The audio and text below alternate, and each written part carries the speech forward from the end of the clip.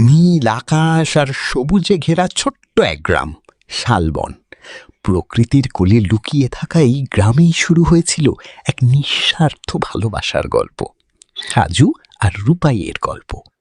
সাজু এক গরিব কৃষকের ছেলে। কষ্টের জীবন হলেও তার চোখে ছিল হাজারো স্বপ্ন আর মুখে সব সময় একটা হাসি। আর রূপাই গ্রামের স্কুল মাস্টারের মেয়ে, শান্ত, লাজুক আর ভীষণ মিষ্টি একটি মেয়ে, যার জীবনে তখনও ভালোবাসার কোনো রং লাগেনি। সাজু আর রূপাইয়ের গল্প। একদিন স্কুলের মাঠে হঠাৎ হারিয়ে গেল রূপাইয়ের খাতা, আর সেই ছোট্ট ঘটনাই বদলে দিল তাদের জীবনের গল্প। সাজু আর রূপাইয়ের গল্প। সাজু খুঁজে পেল সেই খাতা আর ফিরিয়ে দিল রূপাইকে। সেই মুহূর্তে জন্ম নিল এক নতুন বন্ধুত্ব। দিন যেতে লাগলো। তারা একসাথে স্কুলে যাওয়া, গল্প করা, সব কিছুতেই হয়ে উঠল একে অপরের সঙ্গী। গাছের ছায়ায় বসে পড়াশুনো, আর মাঝে মাঝে চুপচাপ একে অপরকে দেখা। বন্ধুত্ব যেন ধীরে ধীরে অন্য কিছু রূপ নিতে শুরু করল। সাজু আর রূপাইয়ের গল্প। নদীর ধারে বসে কাটানো বিকেলগুলোই হয়ে উঠল তাদের সবচেয়ে প্রিয় সময়, যেখানে কথা কম, অনুভূতি বেশি।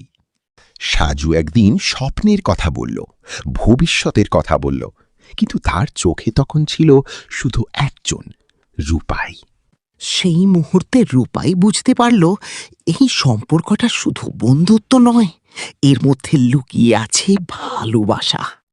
কিন্তু জীবনের পথে সব গল্প একসাথে এগোয় না। পড়াশোনার জন্য রূপাইকে চলে যেতে হলো শহরে। নতুন শহর, নতুন জীবন, কিন্তু রূপাইয়ের মন পড়ে রইল সেই ছোট্ট গ্রামে, সাজুর কাছে। এদিকে সাজু লড়াই করতে লাগলো বাস্তবতার সাথে। সংসারের দায়িত্ব কাঁধে নিয়ে কাজ করতে লাগলো মাঠে। রাতের অন্ধকারে ফোনে কথা, এইভাবেই টিকেছিল তাদের ভালোবাসা, দূরত্ব সত্ত্বেও। কিন্তু সময়ের সাথে সাথে সে কথাগুলো কমতে লাগলো। ব্যস্ততা যেন দূরেই সরিয়ে দিল তাদের। একদিন হঠাৎ রূপাইয়ের বিয়ের কথা ঠিক হয়ে গেল এক ধনী শিক্ষিত ছেলের সাথে। এই খবর শুনে ভেঙে পড়ল রূপাই, কারণ তার হৃদয় তো অনেক আগেই কারো হয়ে গেছে। শেষবারের মতো সাজুর সাথে দেখা করতেই ফিরে এলো সে, সেই পুরনো নদীর ধারে। চোখে জল নিয়ে রূপাই বলল, তুমি কি আমাকে ভালোবাসো? সাজু শুধু বলল, ভালোবাসি, কিন্তু সব ভালোবাসা পাওয়া যায় না। বিয়ের আগের রাত রূপাই লিখল একটি চিঠি, তার মনের সব কথা।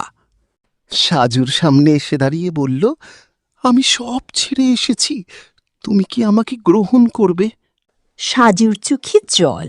সে বলল, আমি তো অনেক আগেই তোমাকে নিজের করে নিয়েছি। সব বাধা পেরিয়ে খুব সাধারণভাবে শুরু হলো তাদের নতুন জীবন, ভালোবাসার সংসার। আজও সেই নদীর ধারে বসে তারা একসাথে, প্রমাণ করে সত্যিকারের ভালোবাসা কখনো হারায় না। সাজু আর রূপাই একটি চিরন্তন প্রেমের নাম।